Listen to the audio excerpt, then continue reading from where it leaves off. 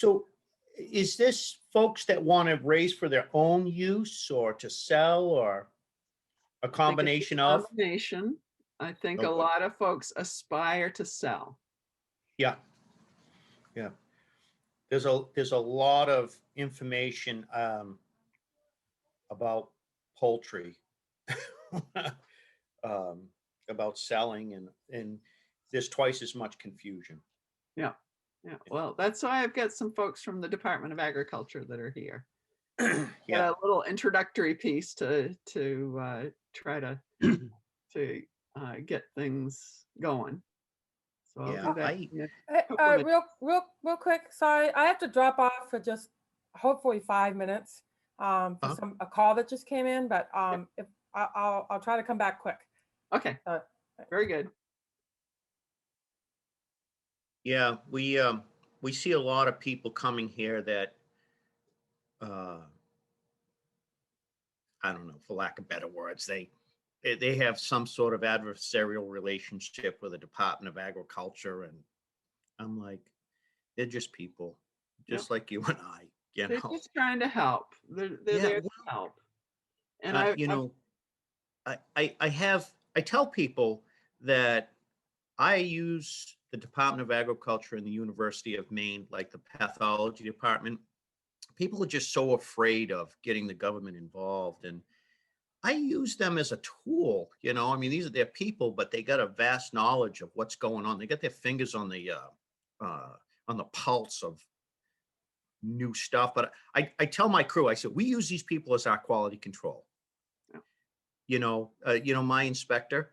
I mean, every time I see him, there's a different one, and oh God, they're so young. I'm like, ooh, ooh. But they check on stuff, because we get complacent. We're not perfect, Yeah. you know. And when they say, "Hey, check this out, check that," I mean, I don't get offended. I'm like, "Oh, okay, cool," But We've reached the appointed hour, so Scott will hold you for a little bit, and okay, we'll be getting to you in a little bit of time. And I am gonna share my screen just to remind folks about our agenda for today.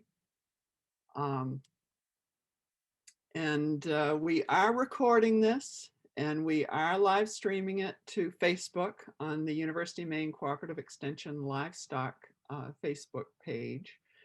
Uh, uh, we'll be talking about these topics. And yesterday, Kilby Young wasn't able to join us, but he is able to join us today. So we'll be talking a little about the value-added meat products after Scott has a chance to talk. But I do want to thank all our speakers. And while they're speaking, if you have questions, you can use your chat function that's down at the bottom of your screen. It will open up another window on your right. And then at the lower part of that right-hand screen is where you can type in your question and hit enter. And if you go even further to the right, there are three little dots. And if you want to, you can save the chat by clicking the three little dots. I am planning to send out the PDF files of our speakers, contact information for speakers, and a link to the recordings to everyone who registered. Now, yesterday I had a little bit of trouble with my presentation. So we'll see if this one works any better. But the other thing I wanted to mention is be sure if you're moving your laptop to stop your video, because a lot of times we can see where you're going. And to stop your video, that's down at the bottom of your screen. Right next to the mute button is the stop video button. So I'll just wanted to remind you about that. So here we go with my little discussion on some poultry meat and egg sale channels.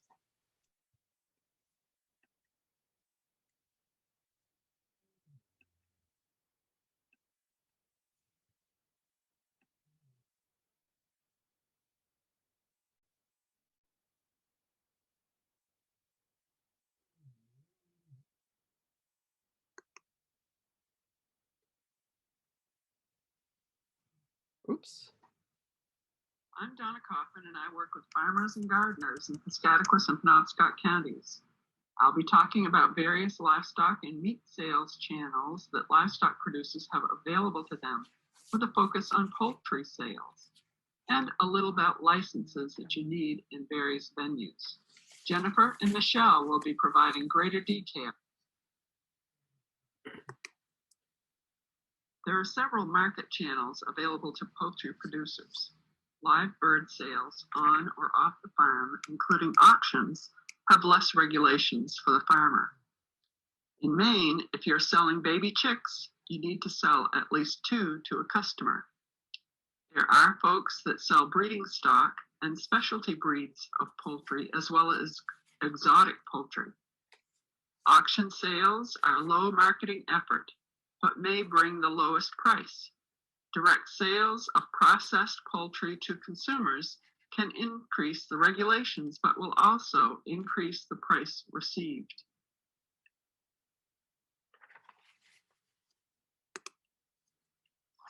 Sales of live birds through auctions takes the least amount of effort. Selling to individuals or selling breeding stock does take more effort and can bring higher prices. Selling processed birds at various venues can provide higher prices but come with more regulations and more costs to get them sold. Farmers markets can provide a high price if located in a more affluent area, but the labor costs of staffing the booth during the market can be very high. Also, care must be taken to assure that the meat stays frozen.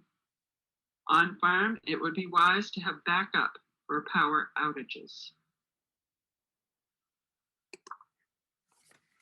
Harvesting birds can be done on the farm in a very small operation or sent to a processing facility.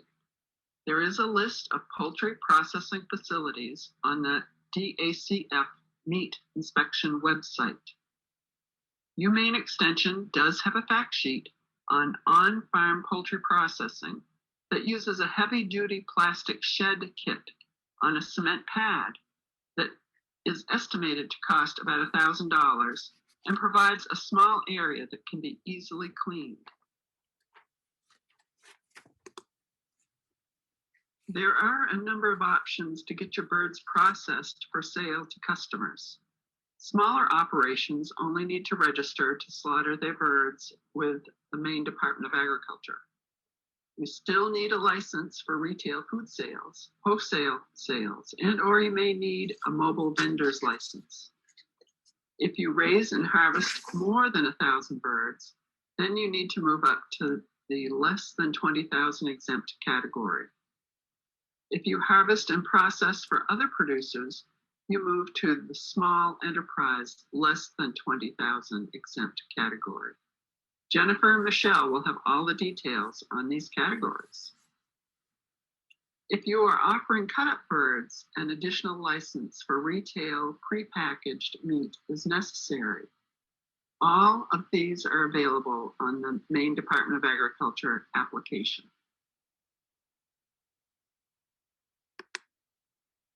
Many poultry keepers choose to offer egg sales from their chickens, ducks, geese, or other birds. A Maine Extension fact sheet that covers what you need to know, sell eggs in Maine, includes cleaning and storage information. The egg carton should have a farm name, address, and zip code. If you are reusing a carton, be sure it is clean and black out any information that doesn't apply to the eggs. You also need to indicate what type of bird your eggs come from, such as duck eggs. Licenses are minimal. A mobile vendor's license may be needed if you take your eggs to a farmer's market or other outdoor market to sell.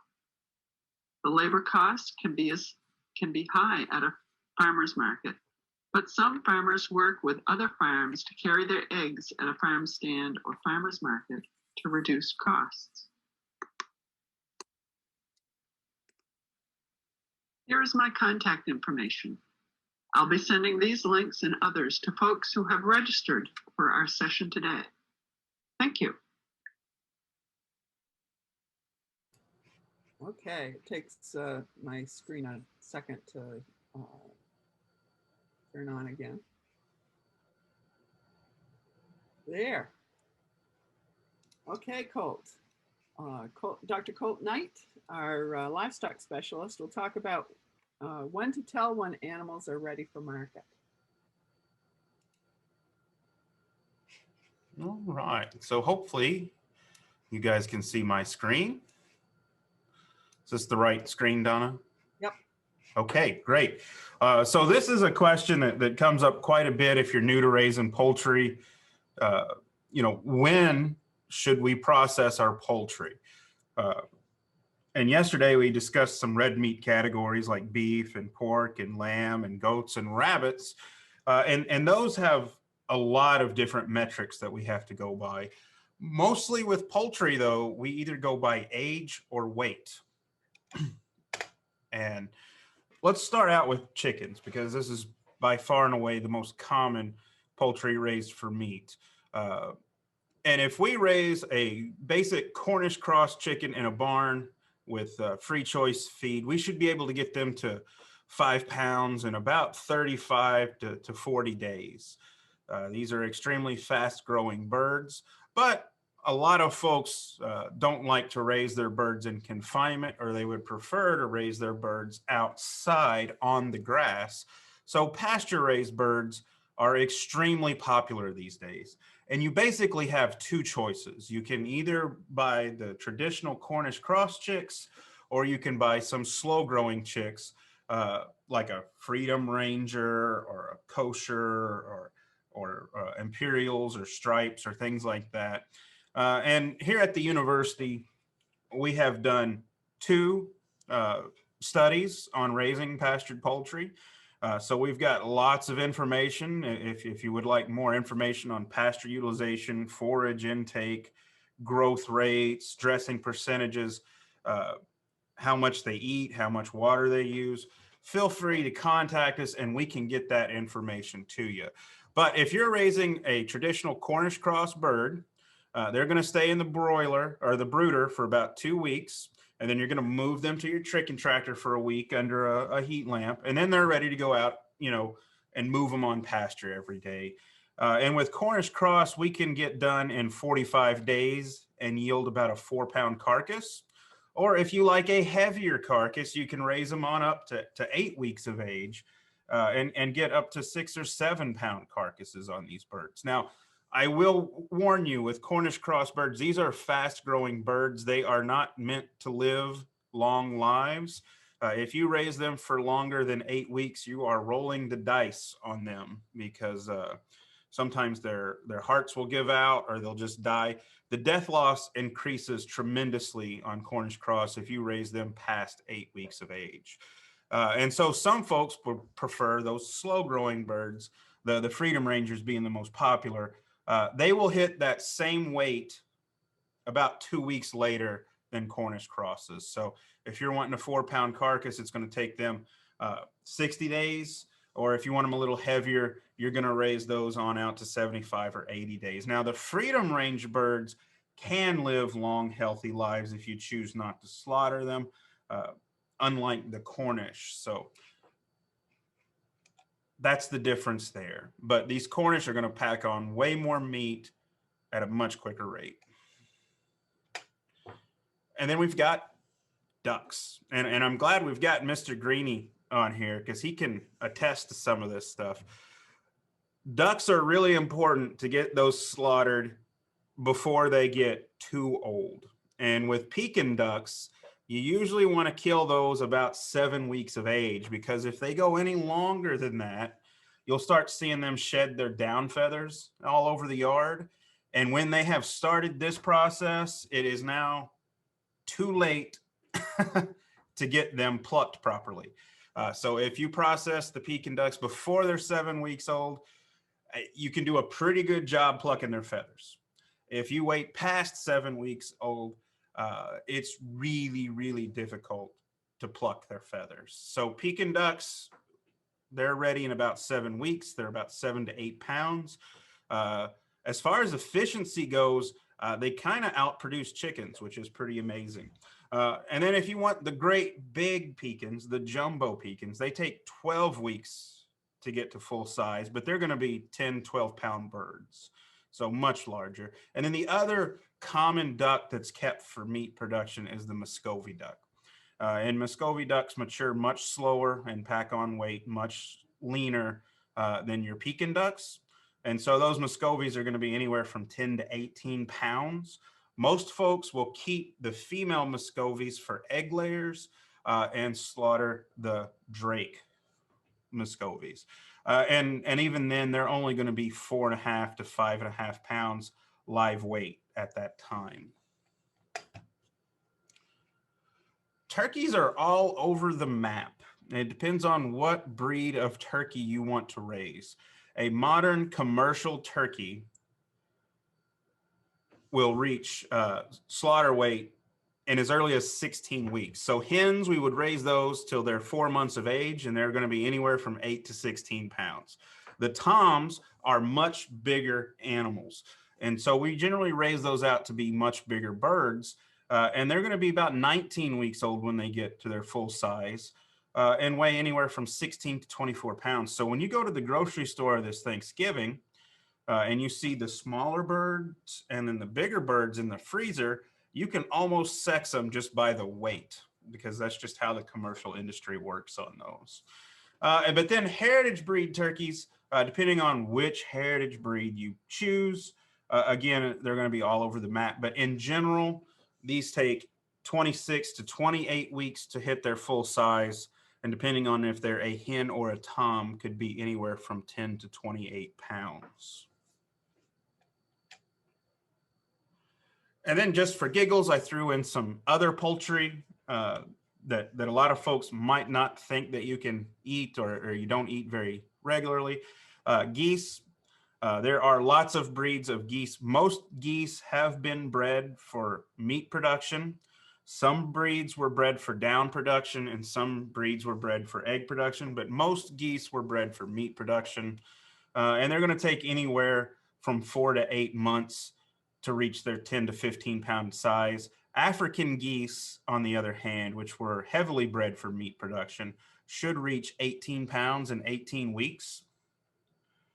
Quail, depending on which variety of quail you are raising, they're ready to eat anywhere from 33 to 112 days. And guinea fowl, most folks do not raise guinea fowl for meat production. Most folks keep guinea fowl as pets, to eat ticks, as guard animals, that kind of thing. But you can eat guinea fowl once they're 16 weeks old, but there's not a lot of meat on guinea fowl. They're only about 3 pounds when they hit their slaughter size. So it's not real economical to raise guinea meat, but you can eat those things. And I've heard they taste pretty good, but I've never actually ate one. And that's all I have. So if you have any questions, feel free to contact me, or you can ask questions in the chat box.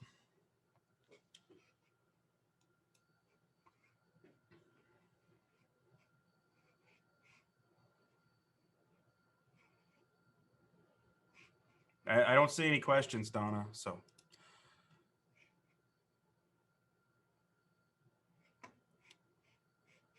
And you're still muted, Donna. Okay. I've shared my screen, and I hopefully have Jennifer's slide set up there. Yes. Okay. So we'll turn it over to you, Jennifer. Hi, I'm Dr. Eberly. You can advance forward. So today I'm going to introduce myself. We're going to go over some of the rules for poultry sales. I'm going to talk about some of the resources we have for you, and then of course take some questions. All right, so I'm Dr. Jennifer Eberly. I'm the director of the Maine Meat and Poultry Inspection Program. We are in charge of regulating meat and poultry, basically, in the state of Maine. And we oversee the inspection programs as well as some of the poultry exemptions, which I'm going to talk about in a few minutes. All right, so the big question that you should ask yourself when you're deciding, what you're going to do with your chickens is, how many chickens do I want to raise, and what do I want to do with them? Okay, and that's going to kind of form which direction you're going to go as far as licensing and inspection, etc. Keep going. So there's more options for poultry. If any of you were on the red meat talk yesterday, there's not as many options for red meat.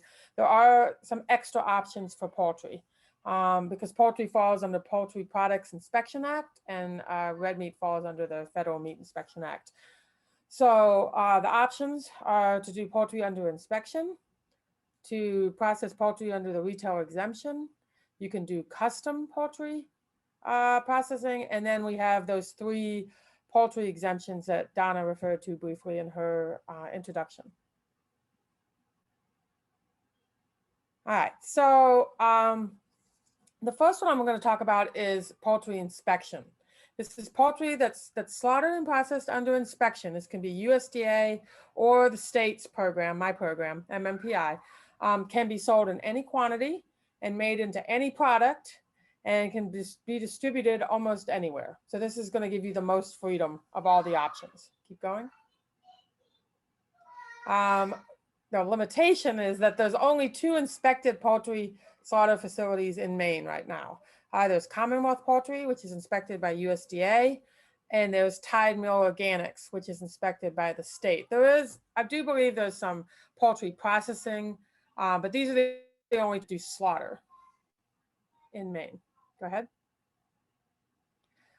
So both USDA and MMPI provide continuous inspection. That means the USDA or the MMPI inspector is assigned to watch over slaughter or poultry processing anytime the poultry products are being produced. And both USDA and MMPI inspected poultry products are equally safe. Keep going. So what is the difference between USDA and state inspected poultry? The short answer is just where it can be distributed. Go forward. So Commonwealth poultry products can be distributed within Maine to other states and be exported. Tide Mill can be distributed within the state of Maine and to other states, but cannot be exported. And honestly, the only reason they can't be exported is because I'd have to negotiate another cooperative agreement, and Tide Mill didn't ask me to, so I didn't bother. But if they tell me they want to export, I'll get the new agreement so they can export. But nobody has asked for it, so I didn't bother doing it. I keep going. All right, so you can see on the left, I have that's a Tide Mill label. And then down below, I don't know whose label it is. I found it on the internet. It doesn't really matter. But you can see that the mark of inspection for our MMPI and the USDA mark of inspection are very, very similar. Keep going.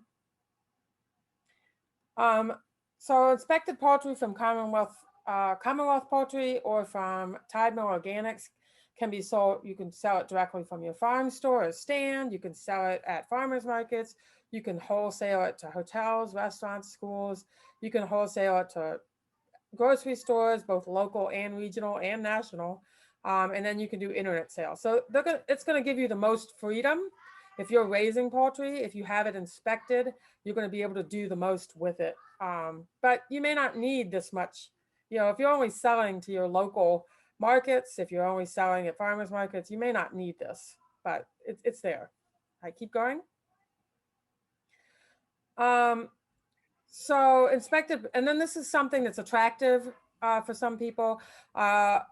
Inspected poultry from Commonwealth Poultry or from Tide Mill Organic can be labeled with your farm name and your address, and you can make special claims.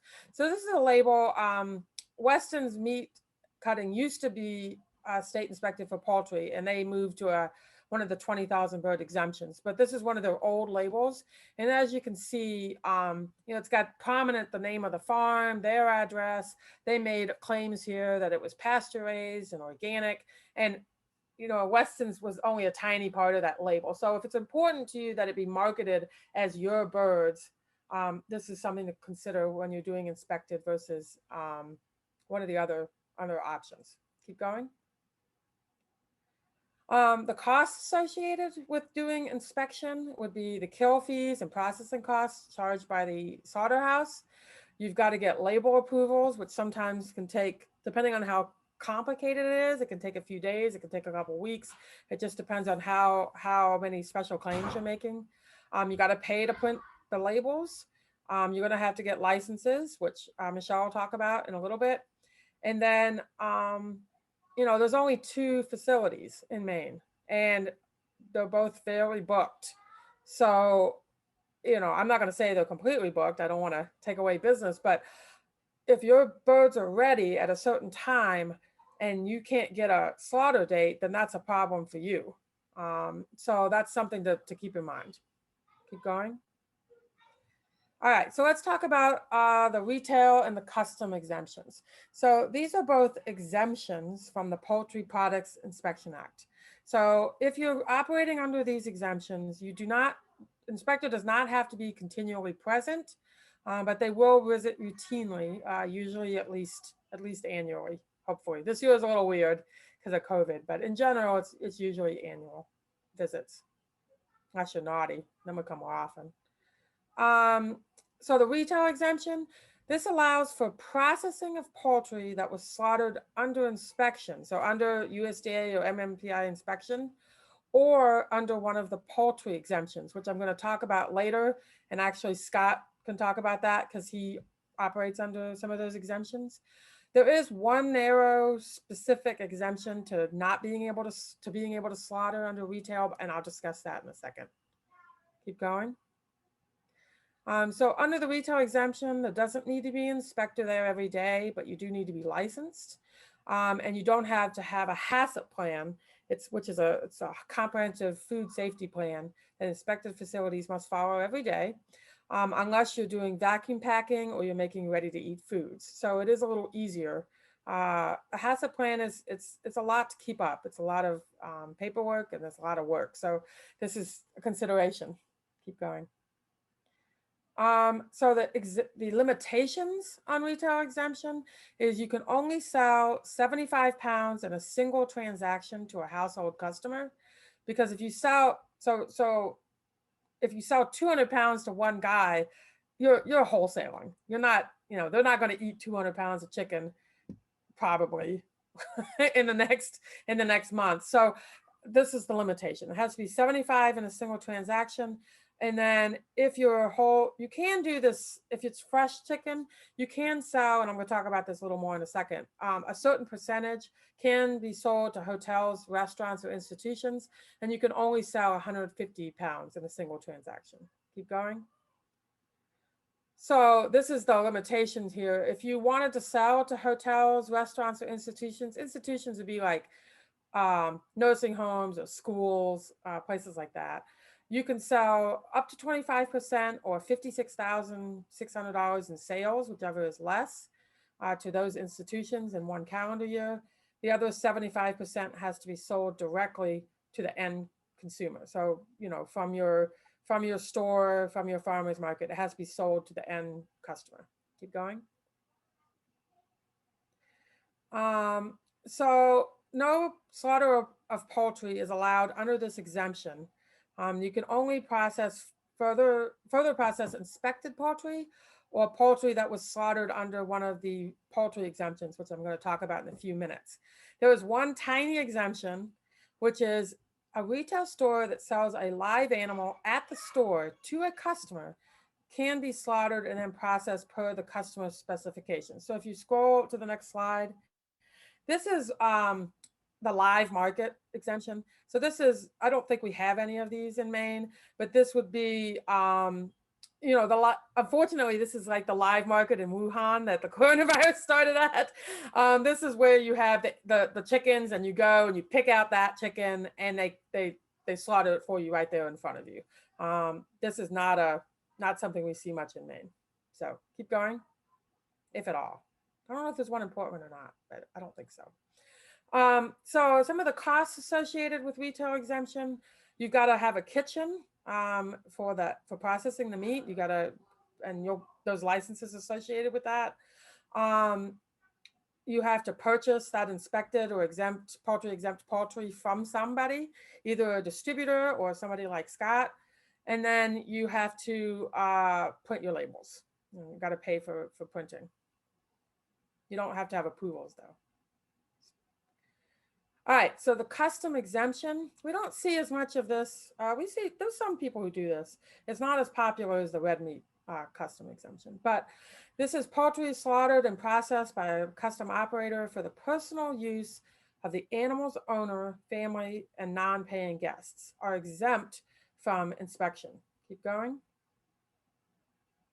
So someone pointed out to me that there's a picture of red meat here and it should be poultry, but I couldn't find any good pictures on the internet of custom poultry. But you'll see on the label, it says not for sale.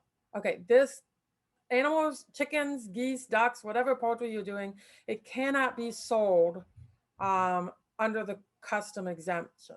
Right. So you're like, well, why is this in this presentation, Dr. Everly? Because this is about selling meat in Maine. There is some stuff you can do. So we'll scroll down.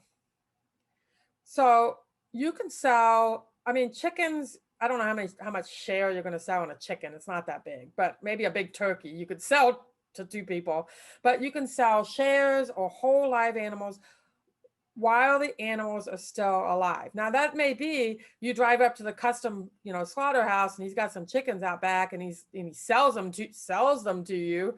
But you need to own them. You need to be the owner of the bird before it goes to the custom operator.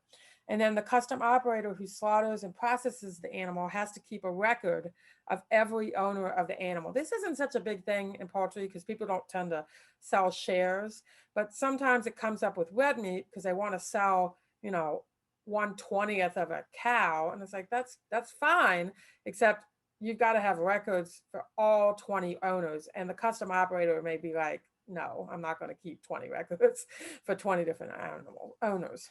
Keep going. So the farmer can sell the live chicken or shares in a large turkey. He can charge for the delivery of the poultry to the slaughterhouse. He can charge for picking up and delivering the poultry products, but you cannot charge for poultry products. So that means if you've got a flock of 30 birds and you manage to sell 25 of them, but then your slaughter date comes up and all 30 of them get slaughtered, yeah, you can deliver those 25 you sold, but those other 5 have got to go in your freezer. You cannot sell them once the animal is dead. Keep going. So custom exemption costs, if you want to pursue this to sell your birds, is you're going to have to do some aggressive marketing to make sure that actually this year, you don't have to be very aggressive at all. Everybody's going to buy anything, but you do need to make sure that you have sold all of them before your slaughter date. And then of course, you're going to have to pay the custom exempt poultry operator to slaughter the birds for you. Keep going. So now I'm going to the category I had to add from yesterday's presentation. These are the poultry exemptions. There are no similar exemptions for red meat, much to the red meat people's dismay, but the law is a law. And this allows sales of uninspected poultry that you've had slaughtered without inspection, but it puts limits on how many birds can be processed and what can you do with them in exchange. Scroll down.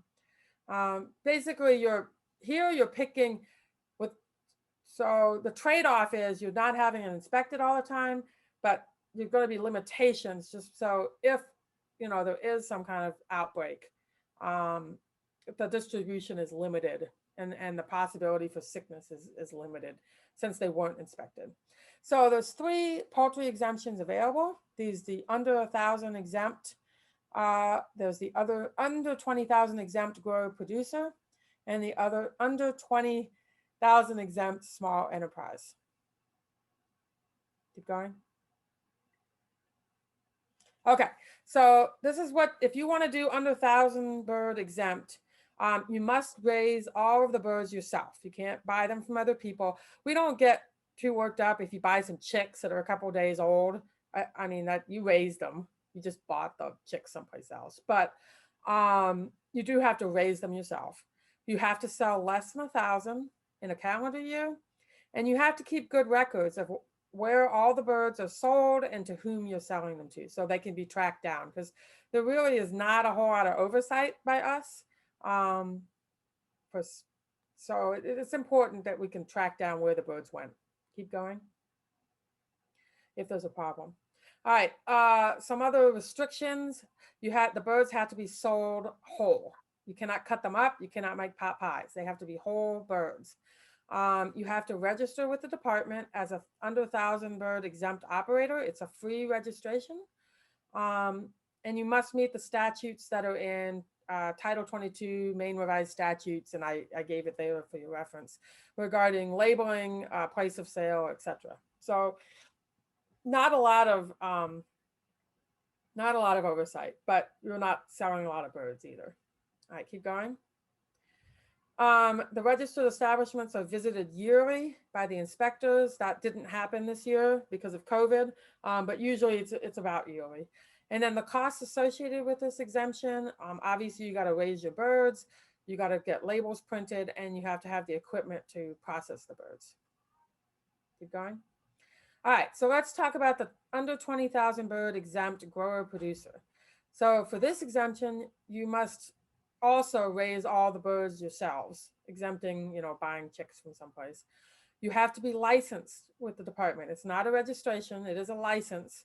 And because you're licensed, you have to meet these statutes, and you also have to meet these regulations in Chapter 343. Keep going. I don't think Michelle can tell you the licenses aren't super expensive, but you do have to have them. The good thing about why bother is you can sell whole birds, you can sell parts, you can sell pot pies, you can do what you like with the birds. And I'm not an expert in marketing, but these may be more marketable than birds processed under the 1,000 bird exemption. The label for the 1,000 bird exempt has to say on it, not inspected. It's very clear that this was not inspected by someone, and the labels on these are a little kinder, a little gentler. They don't look quite as scary to the consumer. So and Scott can talk to you about this, or whether he's seen this or not, but you could do more with the birds, and they may be a little more marketable. People might be more willing, a restaurant, for example, might be more willing to accept it because they know it came from a licensed facility. I don't know for sure, but okay, so we can go on. And then for this one, you can raise and process up to 20,000 birds in a calendar year. Costs are going to be raising the birds, your label, equipment, your licenses. And just so you know, even if you're only doing, let's say you're only doing 500 birds in a year, well, if you already have a commercial kitchen license, because maybe you have a dairy operation too, there's no reason you can't do the under 20,000 bird exempt, even if you're only making 500. Doing 500 birds. You really should talk to the department about it, because if you want the freedom to say do pot pies and you already have a commercial kitchen license, there's no reason to do under 1,000 when you could do 20,000. Keep going. All right, and then the third poultry exemption is small enterprise. They must also be licensed by the department. They are limited to whole birds and cut-ups. So no pot pies, no further processing, no sausage, just whole birds and parts. And they can only process 20,000 birds as well in a calendar year. So what is the advantage of this one over grower producer? Keep going. For this one, you can purchase birds to slaughter in addition to raising your own birds. Just like the grower producer, these may be more marketable than the 1,000 bird ones, because again, the label is a little less scary. And then the quality, there's something you have to keep in mind, the quality of the birds may be uneven depending on who you purchase them from. Because if you scroll down, these are labeled with your, I'll get to the label in a second, but these do have your label on them. So it is your name on them. So you have to be sure you're happy with what the birds that you purchased under this 20,000 exempt small enterprise. You have to follow the regulations, same as grower producer in Chapter 343 and in the statutes, and the same costs as the other 20,000 exempt exemption. Keep going. So this is where I'm going over what's technically legal. So it is technically legal for a small enterprise producer to buy birds from a local poultry producer.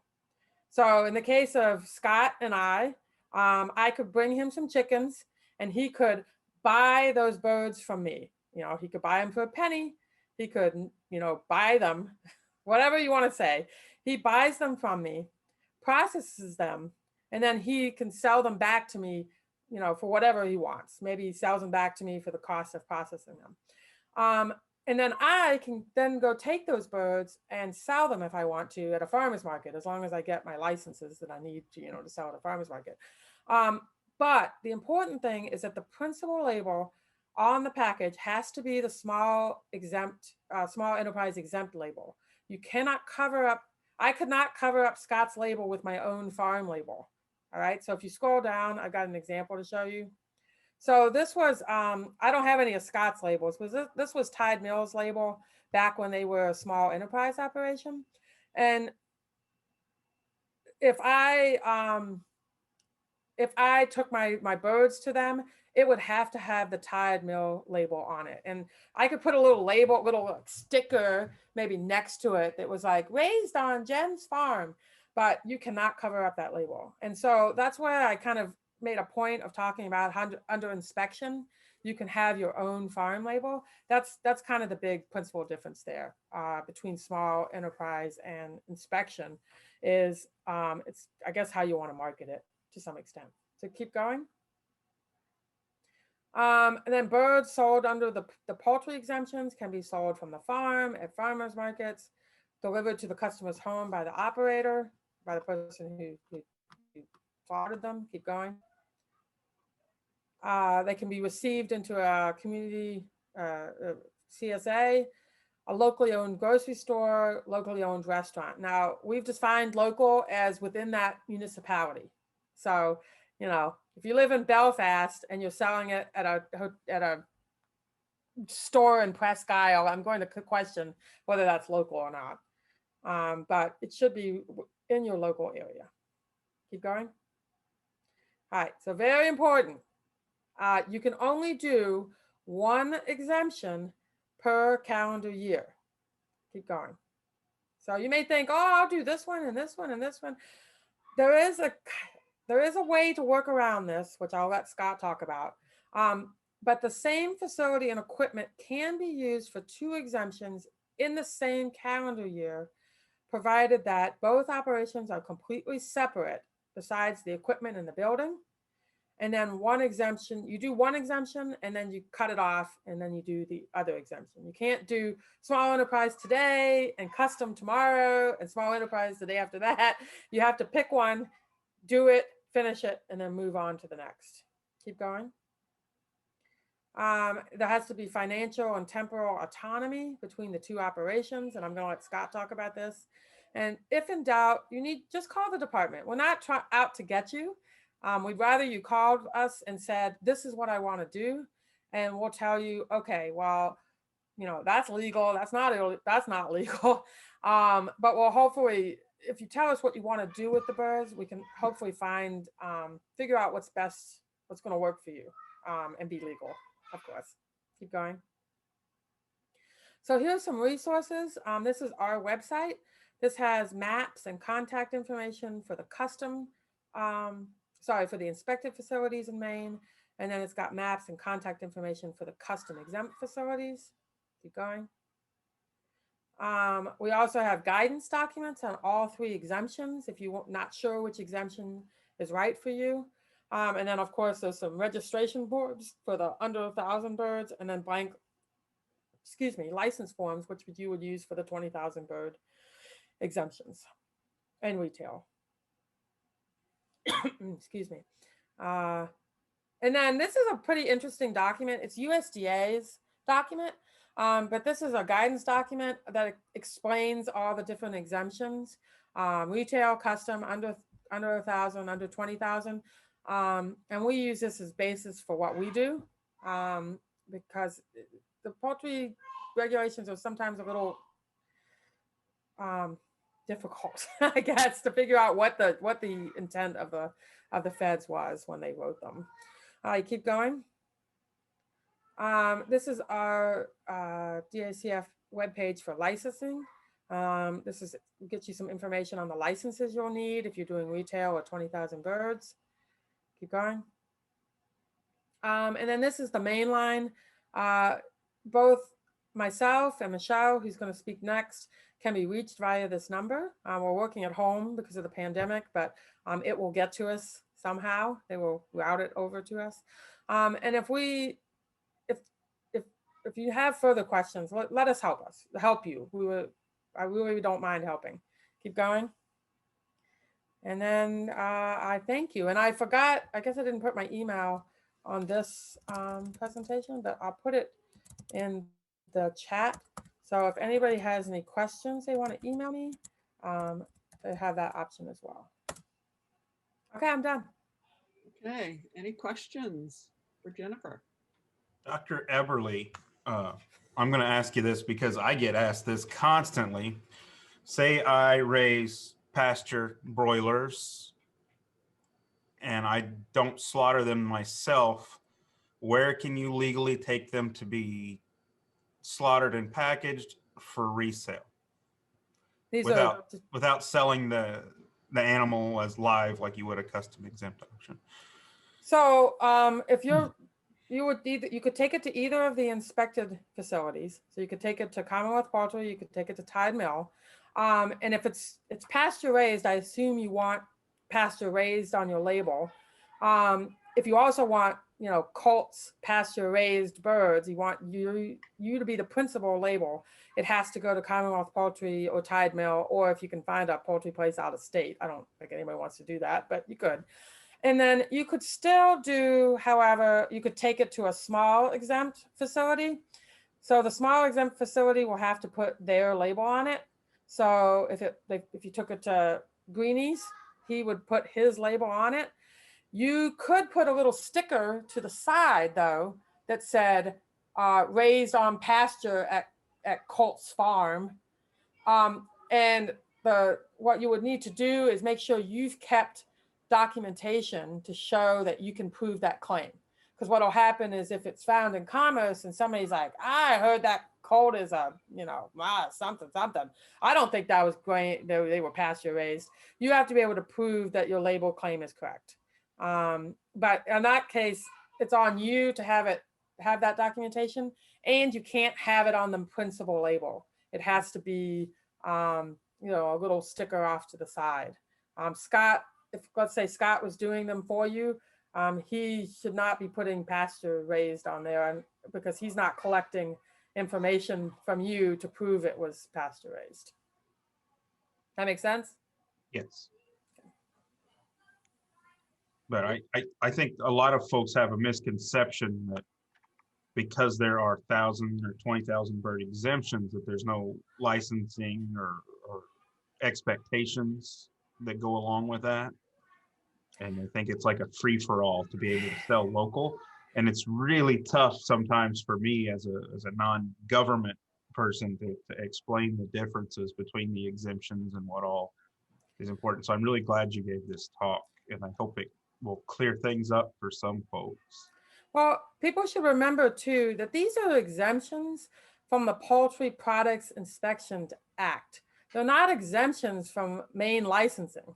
You still got to get licenses. You still have to register if you're under 1,000 birds. You still have to do some things.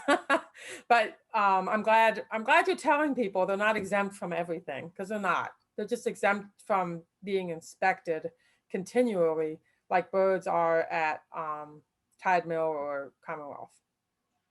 Yeah, you still have to get the exemption. It's not just a right free for all. Yeah. Okay, well, thank you, Jennifer. Our next person is Michelle Newbegin. She's also with the Department of Agriculture, Conservation, and Forestry. She's the Inspection Process Analyst Coordinator. She'll be talking about the Maine license to sell poultry meat. And I have her presentation on my screen. Let me bring it up.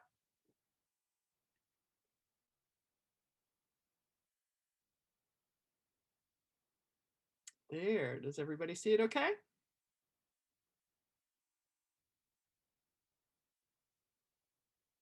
Can everybody see her presentation?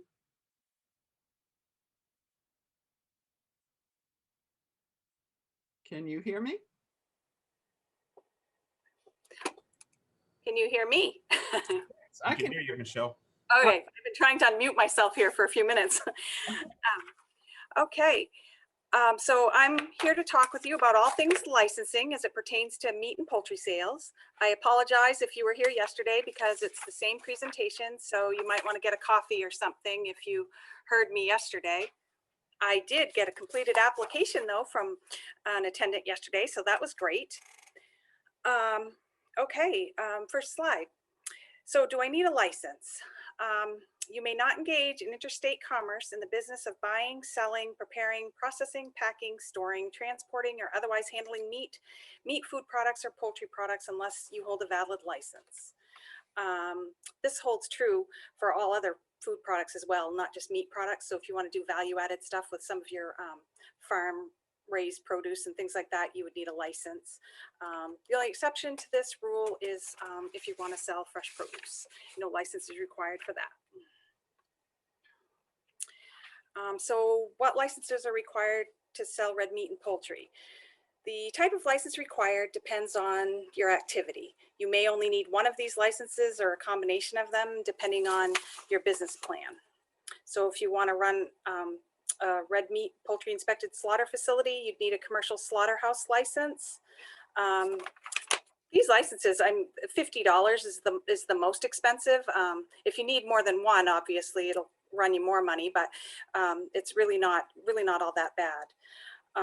And if you want to further process the livestock, meat or meat food products, you'd need a commercial meat and poultry processing license.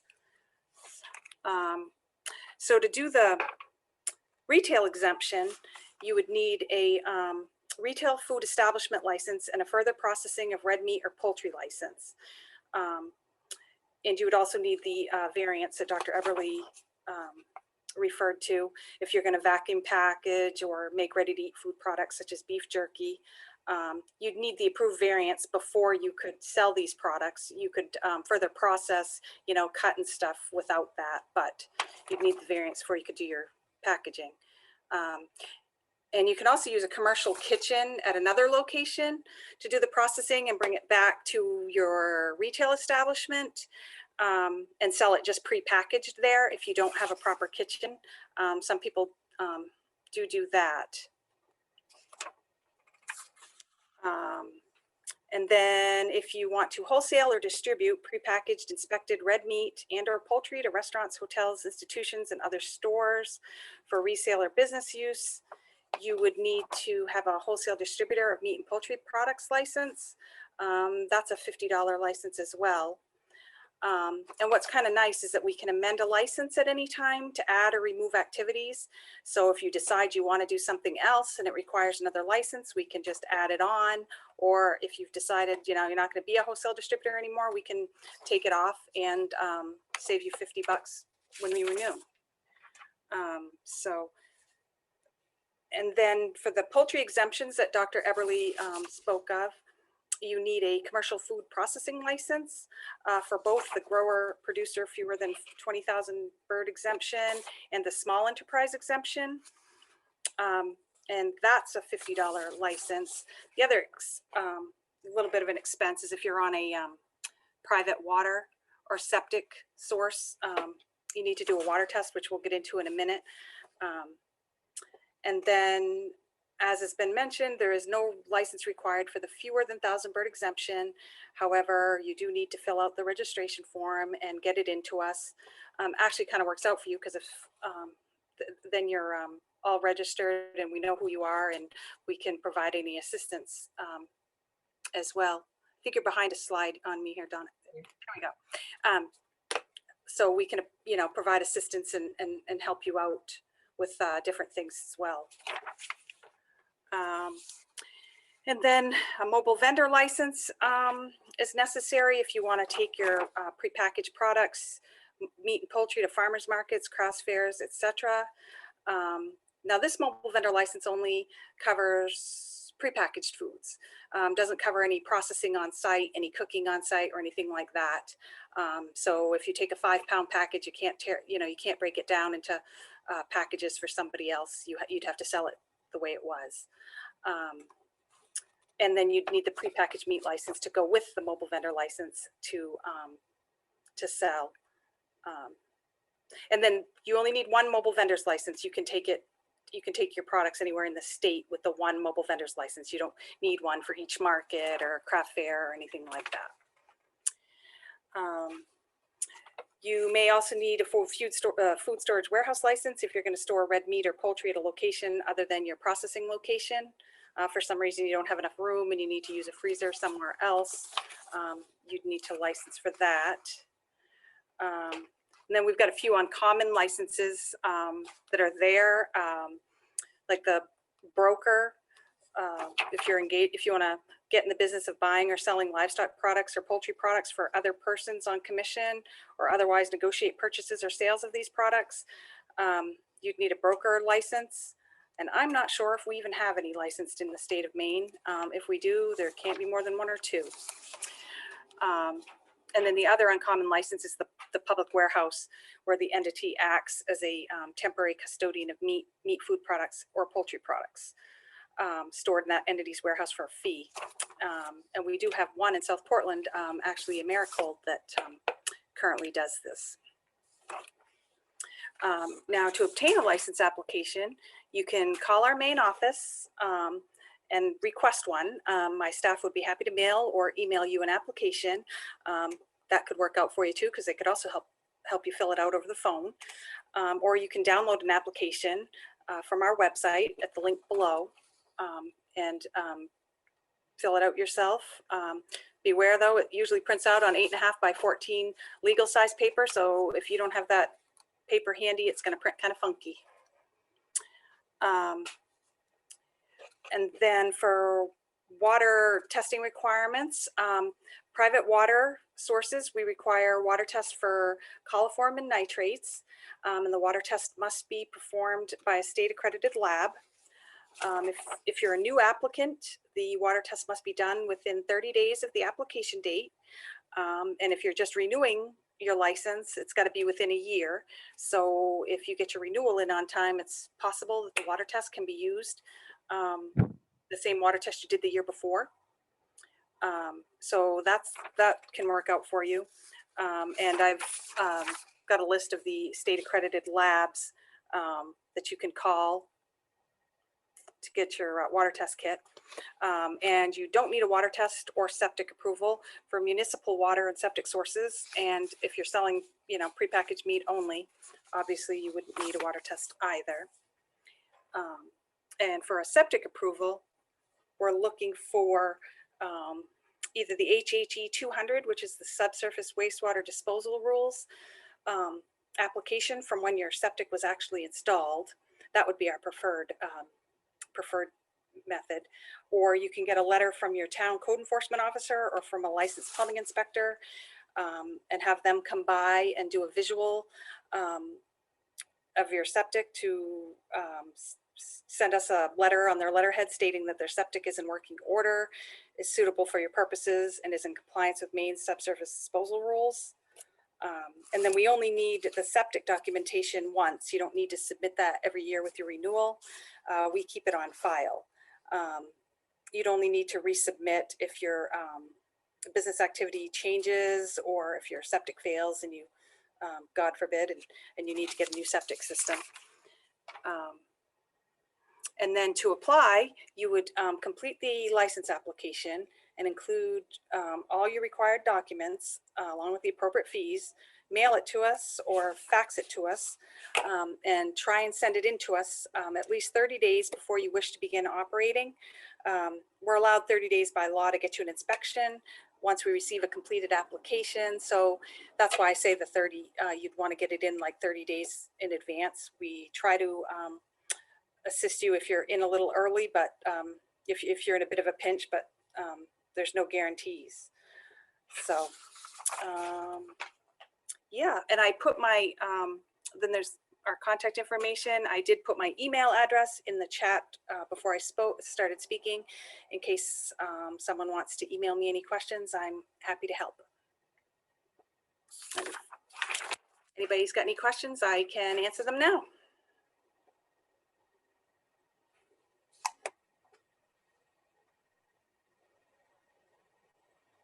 Any questions for Michelle? All right, I'm off the hook. Oh, just wait a second. Well, I'll sit through the show here in case somebody comes up with one. Okay, very good. Now I've lost Scott. There he is. Okay, Scott, do you have any slides or anything that you needed to show?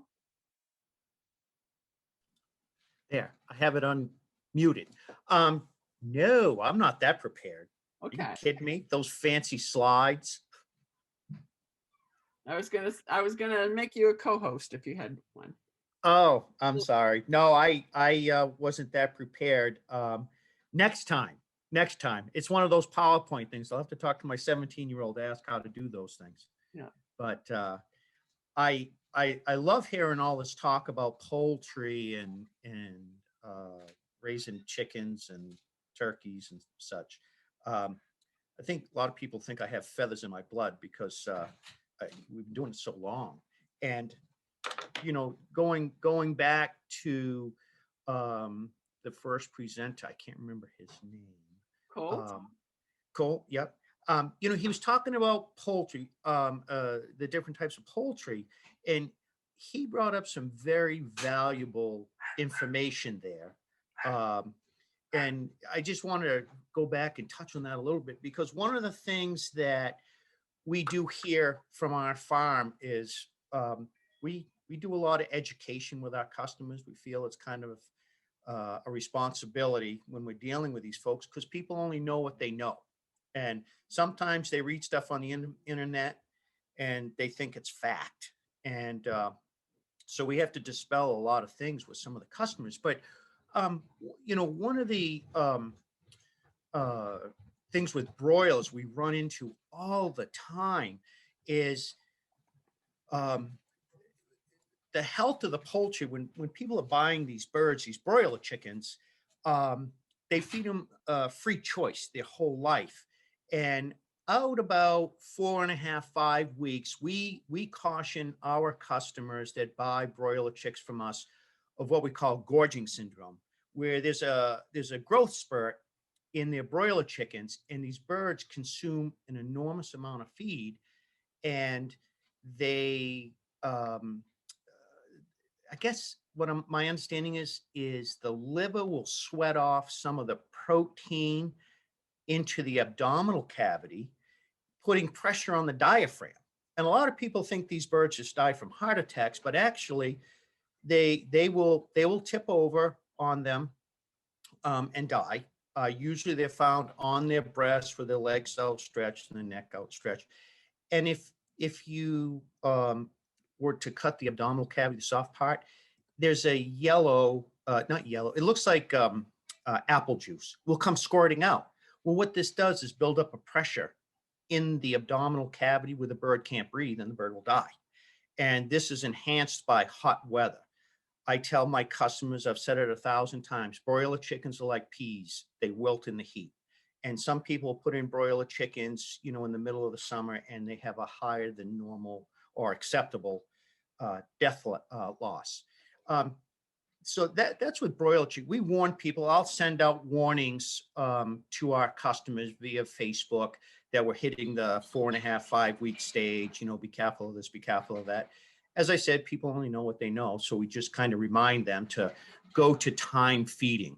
And we take them off the hanging feeders and we move them to trough feeders. So there's enough room for everybody to get in there and eat the feed. And a telltale sign is when people show up with their broiler chickens and there's one little teeny tiny chicken, that usually means that there's not enough space for all the chickens to eat. They should all grow in uniform.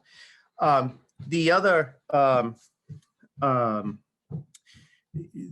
thing is the heat intolerance. A lot of people will take their broiler chickens and they'll put a fan on them. Don't do that. They don't like wind blowing them. You can have the fans blowing over their heads, but don't put a fan on them. Remember, they're just babies. And we have to remind our customers that these birds are only a few weeks old. You know, they're still babies.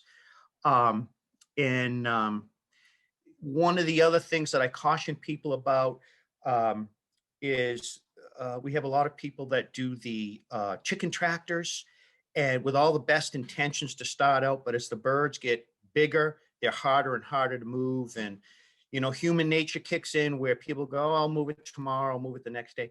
These birds are sitting in their own feces and it's grinding into the breast. We run into a lot of problems with breast blisters or manure that's just ground right into the breast. And when we process them, sometimes we have to cut away the skin because the manure is just stained it. And that's contamination. And we don't like that. That's a dirty word here. On turkeys, this is a big issue with people. People will buy turkeys from different hatcheries, feed stores. There's only, I think there's about 6 or 7 really commercial or big hatcheries that supply eggs. And they supply eggs to all the same hatcheries. And some hatcheries have their own purebred stock, but the bronze and the large strain or the broad-breasted whites, and they basically come from about 3 of the breeders around the country, and they ship eggs to all the hatcheries. But the point I want to make is within the bronze birds and the broad-breasted whites, there's about 4 different strains of turkeys. So these are like the midgets, the smalls, the mediums, and the largest, and they definitely grow at different rates. So if you put in a large strain turkey in April, that thing's going to be 50 pounds by Thanksgiving time. We used to grow the large strain. We would bring them in August, mid-August. We'd bring in a couple thousand, and those birds would dress easily 18 to 24 pounds by Thanksgiving time. So they grow very fast.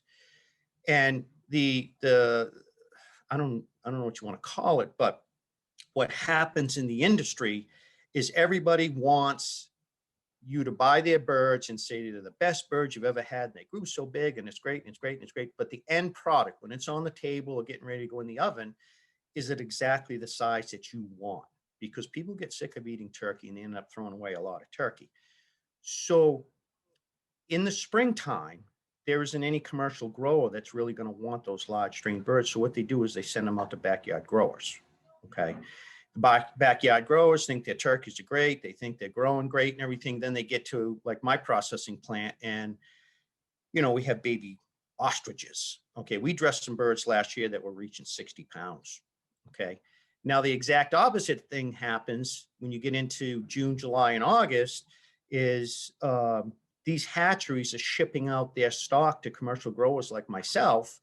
And those small and midgets and, you know, the smallest strain birds are the ones they'll send out to people in June, July, and August because I don't want them. They don't get big. We were sent in, we had to get some replacement birds, and they sent us in 300 replacement birds. But the person that sent them to us didn't really know us. I didn't deal with my regular representative. We got birds, we grew them out at Thanksgiving time. They reached a dressed weight of 8 pounds. Needless to say, my wife was a little upset because we had all these birds. We had almost 250 tiny birds. We couldn't do anything. We ended up just giving them to the soup kitchens because we couldn't sell them. So when it comes to turkeys, know your strain. It's not just the breed, it's the strain. Otherwise, you could get yourself in some hot water. One of the things that we stress with our customers that are buying turkeys from us, you dress them according to your use. You know, not all turkeys have to be slaughtered at Thanksgiving time. You can keep, I tell people, slaughter the majority of your birds according to what you want to be putting in your oven in the middle of winter, because we don't all have Thanksgiving dinners throughout the wintertime. Maybe you just need a 12 or a 14 pounder during the winter, but at Thanksgiving time, you want a 25 pounder. So get rid of all those other birds so you don't have to feed them. You know, you don't have to care for them, and you get the sizes you want. You're not wasting feed and that extra money. And just keep a couple around for Thanksgiving time. We have people show up at our slaughterhouse with 1 or 2 turkeys they're going to eat at Thanksgiving time. We just zip them through, you know. So slaughter them according to your needs, okay?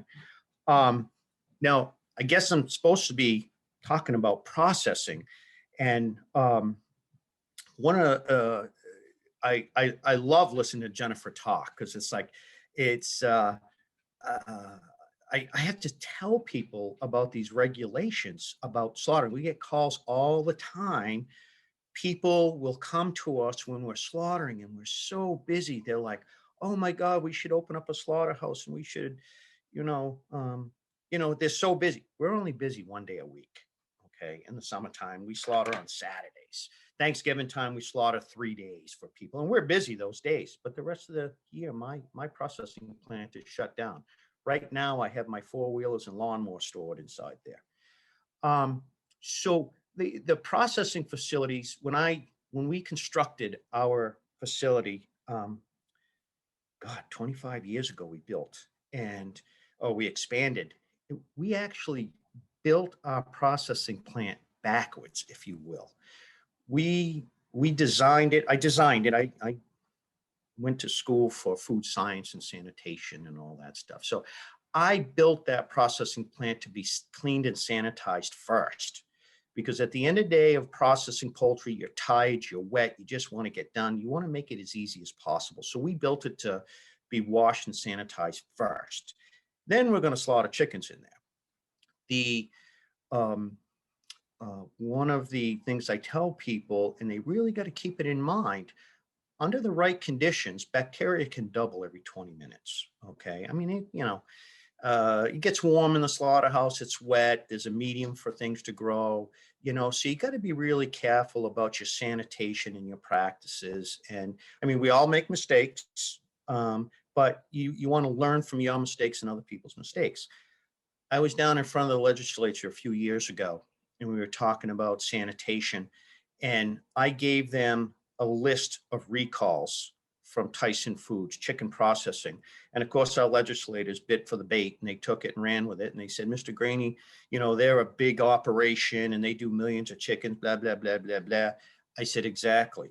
But you need to remember, they hire PhDs in chemistry, microbiology, sanitation, food science, and they still have problems.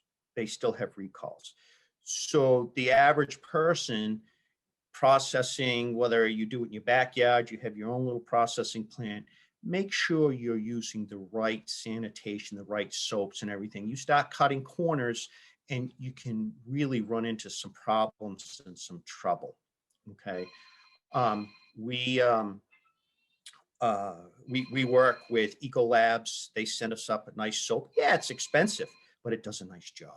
And we change around our soaps and sanitizers, because not all soaps and sanitizers capture all the bacteria all the time. So we change it around, we mix it up.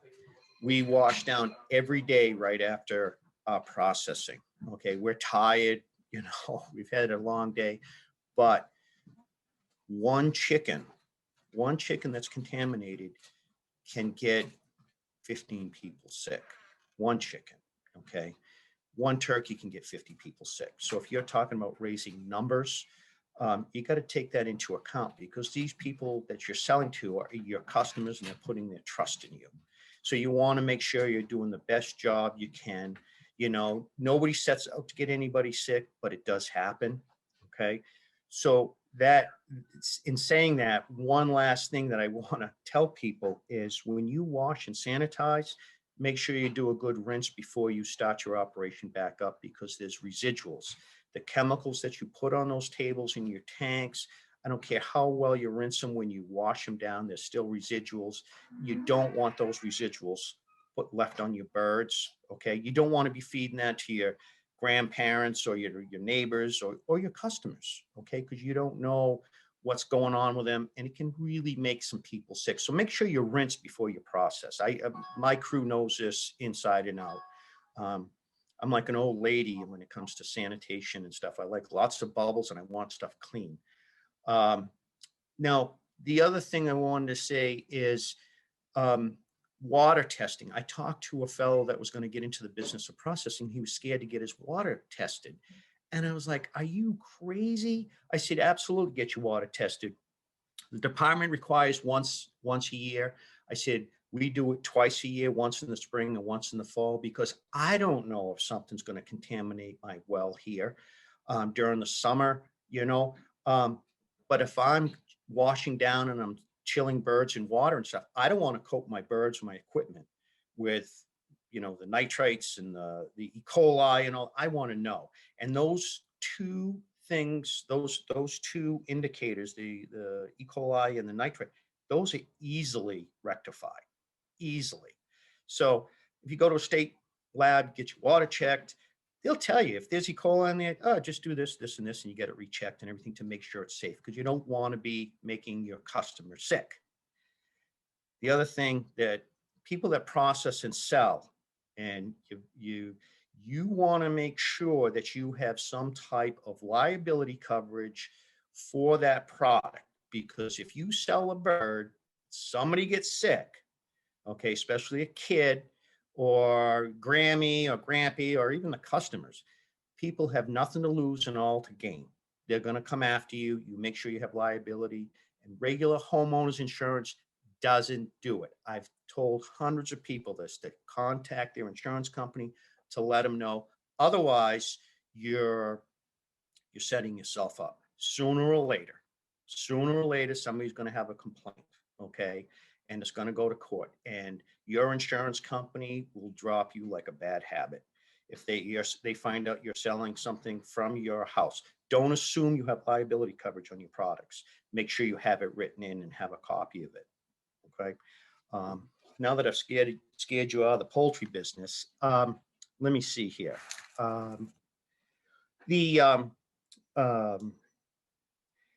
If you're going to get into raising some poultry, whether you're going to just raise it for yourself or you're going to raise it to sell at a farmer's market or whatever, you can look things up on the internet. Okay. A lot of people that give advice on the internet, Salerson is a great resource. He's written books about raising poultry in another state, in another climate. Okay. A lot of that doesn't apply to Maine. Okay. So if you're going to raise poultry in Maine, talk to somebody that's been doing it. You know, if you're going to get into the business, talk to somebody that's been in the business a little bit. You'll find out about the pitfalls and things to watch out for. And if you're going to be selling the birds, I can tell you right now, they'll probably also tell you who to sell to and who to stay away from. Okay. But farmers tend to be very opinionated. Okay. If you're going to get into selling the birds, make sure you know your markets. Okay. I have so many people that got into the business, and I mean, they had the lion's heart on raising poultry. They grew beautiful poultry, but you need to realize that there's companies out there that will take advantage of somebody new. And unfortunately, I know too many people that didn't get paid for their poultry, and they went out of business and they went out hot. Now, I'm not talking big places. I'm talking, you know, they raised 500, but just all I can tell you is to be careful and go slow. Don't jump into this, you know, this market of selling poultry too quickly, because what's going to happen is you're going to get scared. You're going to get, you know, anxious because the birds aren't moving. You're going to start dropping your price to move your product. And before long, you're raising the poultry for nothing. Okay. So just go slow. It's nice to be little. We stay small for a reason. Okay. Because I want to know my customers and I want to know the wholesale accounts. I can call any of my wholesale accounts up and I can talk to the owner by first name and they know me. And, you know, I'm not interested in being Frank Perdue of Maine, you know. We've been approached by Shaw's to sell to Shaw's and Hannaford's. It's like nothing doing. I have no interest in it just because they're too big. When it comes to, you know, the Department of Agriculture and licensing, don't be afraid of that. You know, these guys put their pants on one leg at a time, like you and I. They have a job to do. Their job is public safety. Okay. Now, I can tell you from my years of experience, it's hard to believe, over 40 years I've been doing this. Okay. And the Department of Agriculture, you know, they're a regulatory agency, you know, they got rules and regulations. It's to protect the customers, but it's to protect your customers. Once you get a customer, you wanna protect that customer, you know, like it's one of your own kids. And if the Department of Agriculture is coming up saying, "Hey, Scott, you know, I need you to wash this a little bit better. I need you to do this," I'm all about it. That's called free quality control. Somebody coming in, looking over my shoulder, I, I have no problems with that. And if you have a problem with somebody coming in and critiquing you and giving you constructive feedback, well, maybe poultry farming's not for you, because we all look over each other's shoulders and stuff. And, you know, but the Department of Agriculture, yeah, we've had a few nose to nose discussions or arguments, if you will, but you know, the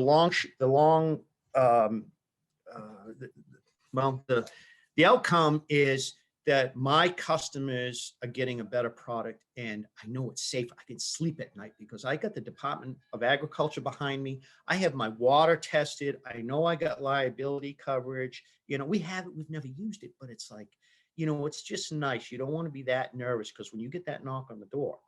Now, some people are afraid to talk to them. I'm telling you, they're good people, and the vast knowledge. If you got a problem, they can help you figure it out. They might not have the answers, but they can tell you who to talk to. Now, when it comes to raising poultry, whether it be turkeys or chickens, one of my favorite people is Ann Lichtenberg. I can never say her last name, but she's up at the Poultry Pathology Unit up in Bangor.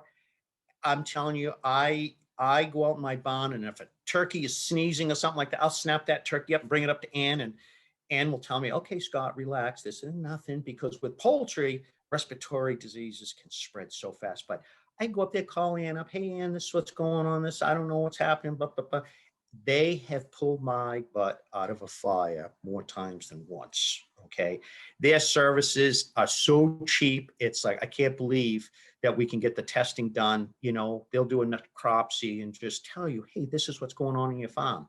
Just, you know, biosecurity, you know, yeah, if you're raising poultry, you must know about biosecurity. But, you know, you need to network with these people at Department of Agriculture, and at least get to know Ann, and go down and talk to Jennifer and all those folks. But resources, you know, and you talk to other farmers. Farmers like to tell a lot of whopper stories. I've dealt with a lot of poultry people, and everybody wants you to think that they're successful and everything's going wonderful and all that. Yeah, right. Let me tell you, everybody's got their problems. Nobody wants to admit it, so nobody shares. But some of us older farmers are like, "Oh yeah, I remember when that happened. Welcome to the club," you know. But let me see here. Well, Let me this see. has been great. We do have another person to Okay, I'm finished. Scott, if you could stay on, Sure.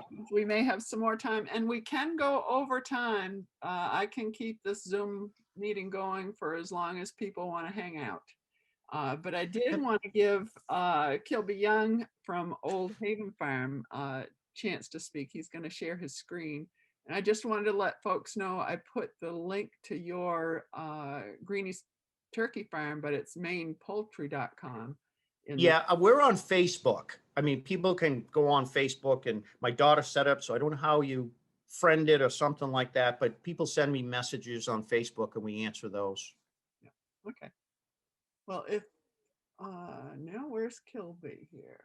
There. You should be able to share your screen. All right. All right. So I'll introduce myself really quick. I am not a poultry farmer. I learned better. I did everything Scott said not to do when we first started out. I read Saladin books and said, we're going to go raise pastured poultry in Maine. And I very quickly realized that is a difficult thing to do and do well. And it's a good way to lose money. So also with biosecurity. So, yep, I have heeded some wisdom after the fact, but I have a lot of respect for folks who do grow poultry and grow it well.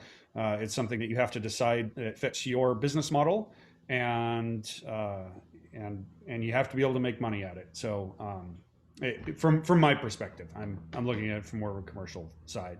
But what we have figured out that we can do pretty well is raise pigs. So when we started 5 years ago, we started with, I think a dozen pigs, and now we've got well over 300 on farm, and are continuing to scale up. So that's been a process. And over the last couple of years, we've seen more growth with our retail market because we started processing on farm.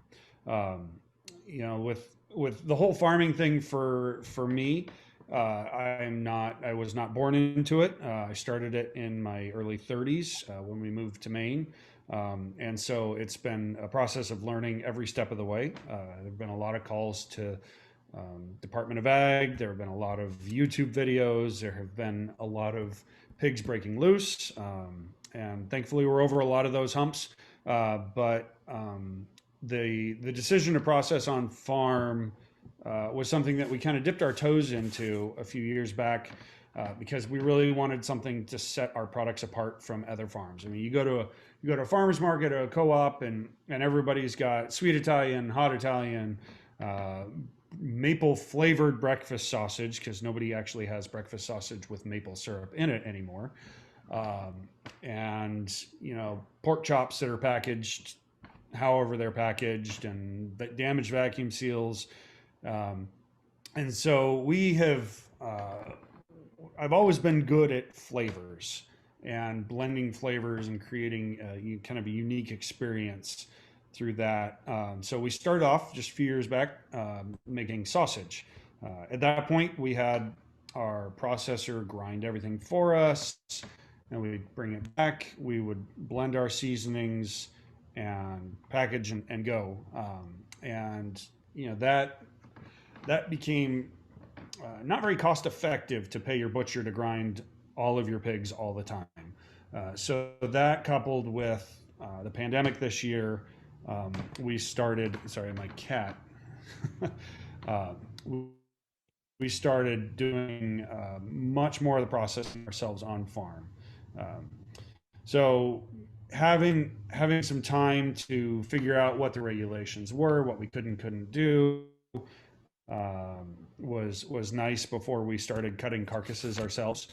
And it's like everything else that all of us have done with farming or careers or whatever, it's a lot of trial and error. So if you have a retail market that you need to keep feeding and you're wanting to go to processing on farm, then you better make sure that you've got the ability to maintain that retail market. I'll go ahead and do my screen share just to show you guys a little bit of our setup. Sorry, I'm not a Zoom guy, so give me just a moment. And at the bottom is a green button that says share screen. Okay, so share screen.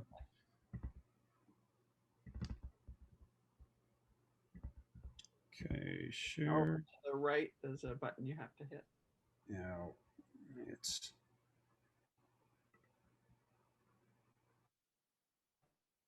I made you a co-host,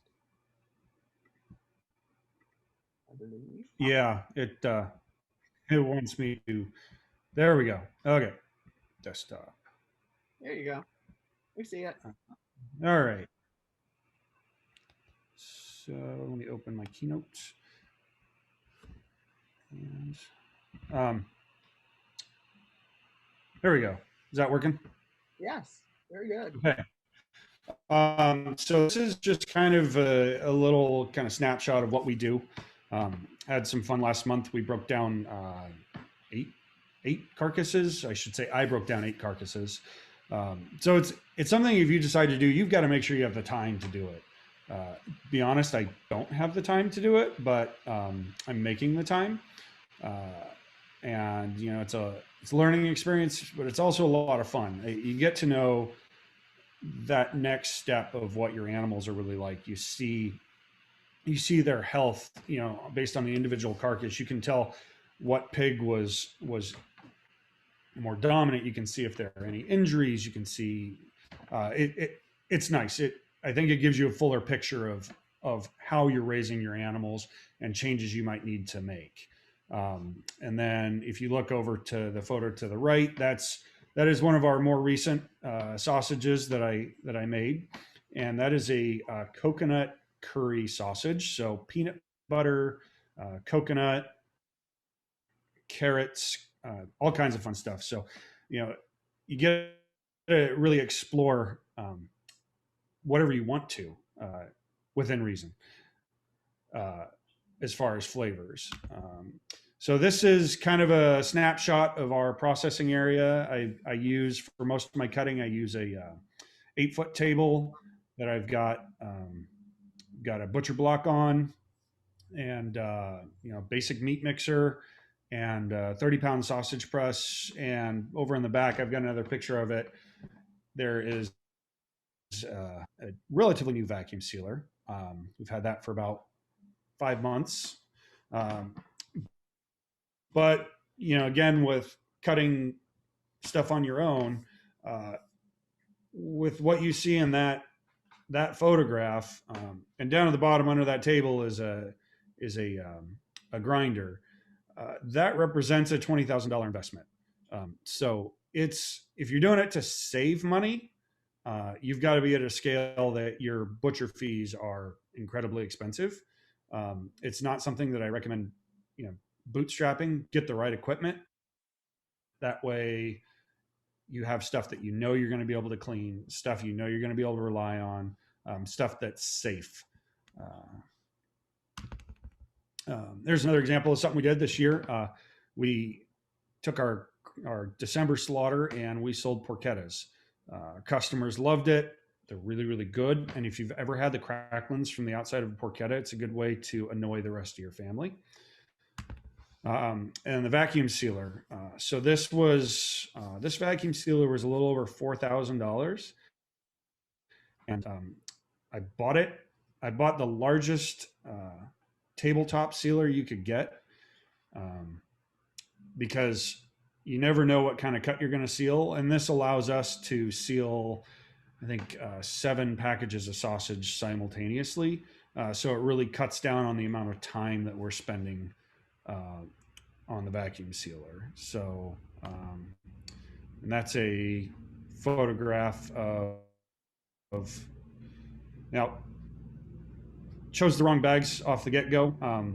I wasn't really happy with them. A lot of customers put the bags in the microwave to defrost, and they were metallic on the back, and learned that it was good to spark in the microwave. So that's the photos that I have, just kind of give you an idea of that. So let me switch back to Zoom here. And Jennifer says, buying the right equipment, you also put yourself in a good position to move up to inspection later if your business is going well and you want to expand.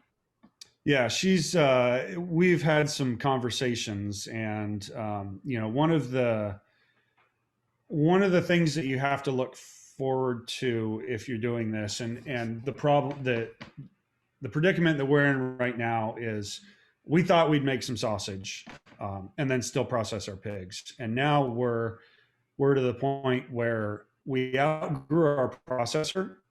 And so now we have our slaughters done and then take carcasses back. And because we're doing that, we outgrew our space. I might also add that we have about 3 acres of certified organic produce. So our biggest concern right now is food safety. If I'm in there cutting carcasses, I don't want any of our produce in there. And we've got to do a full sanitization before we can bring vegetables in and wash. We don't ever use our meat packing table for produce at all, but it's something that we're very aware of. And so now we're in that next phase of investment to where we've broken ground on an expansion of the building. So we'll have we're adding a 24 by 43 expansion on the back of our store and commercial kitchen. And half of that will be dedicated to meat processing. Just because I need to be able to, this time of year, it's great. It's easy to get that room cold. But in the summertime, controlling temperature is a big issue. So, you've only got an hour to 2 hours at a time that you can cut, and keep that carcass at a temperature that's safe for consumers. So, all told, we've got about a $20,000 investment into the kitchen space. Some people have done it for less, some people do it for more, and then equipment. I was actually taking delivery on a new smoker today. So, if you include all of the equipment that we bought so far, that's probably about a $40,000 investment total. And then we've got another $70,000 investment that's going into the processing area on the backside. So that will enable us to move towards state inspection, but that's not something we're going to rush into. I think imagining the state has been great in how they set the constraints for small on-farm processing. You can sell direct to end users, so you've got your direct to consumer sales, and you can have small amounts of sales to restaurants and institutions. The place where you can't go in the processing that we're at right now is you can't sell to another retailer.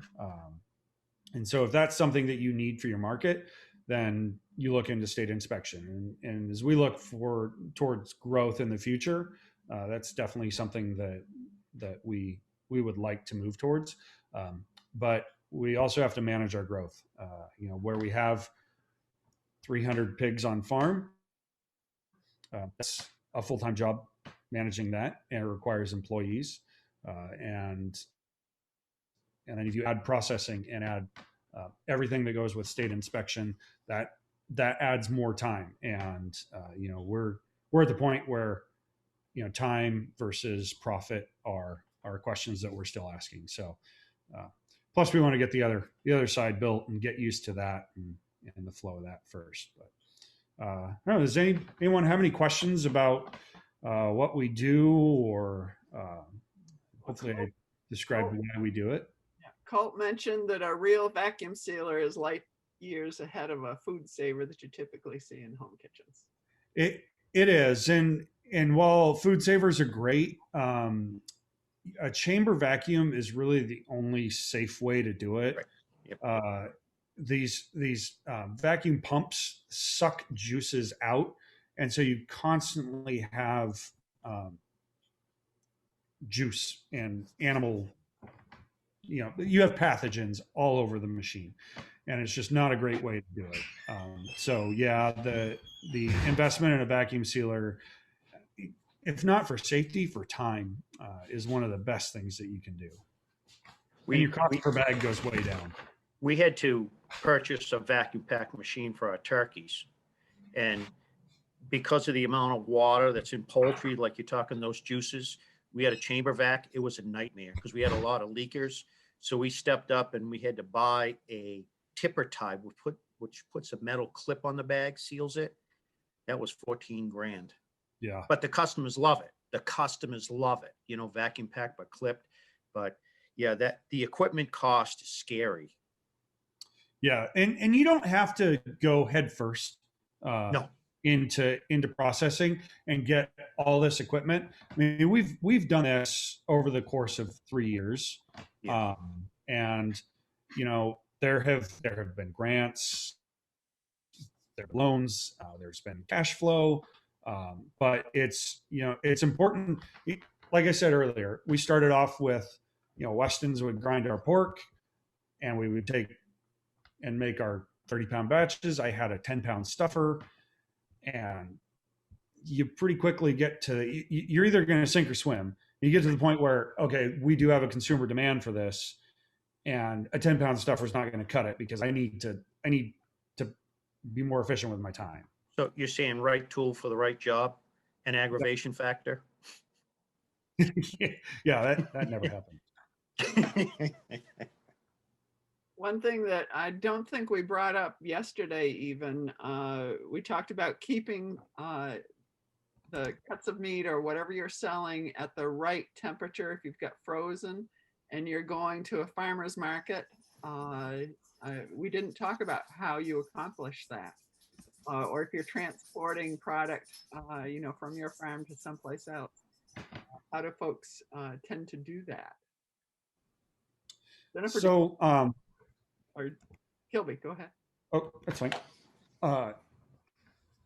So for us, transportation, and I don't remember the guidelines right off the top of my head, but we pack everything in coolers. We do have a walk-in freezer, and so those coolers live in the walk-in freezer, and we pack right before market and unpack as soon as we get back. And in the heat of the summer, we try to keep everything in the shade, but sometimes there's stuff that just needs to come out of circulation. You eat for dinner, but you've got to have good coolers. You can't get a $20 cooler and expect it to keep your stuff cold for a 6-hour market. So there's that, and then the thing that we look at now is the temperature for when we're actually doing the cutting and the processing. By the time I take a carcass out, cut it up, grind it up. Like I said, this time of year it's easy. In the summer, it's take one out, cut it, put it back in the cooler, let it cool down, pull it back out, grind it, let it cool down, pull it back out, make sausage. It's it can be very time consuming, but really, really important step.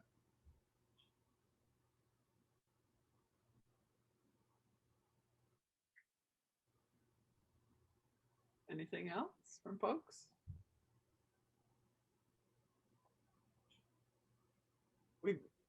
Have we answered everybody's questions? I do have a polling that I'll put up while we try to encourage people to if you have a question, because we only have 16 folks on, you can go ahead and unmute yourself, or you can type your question in chat.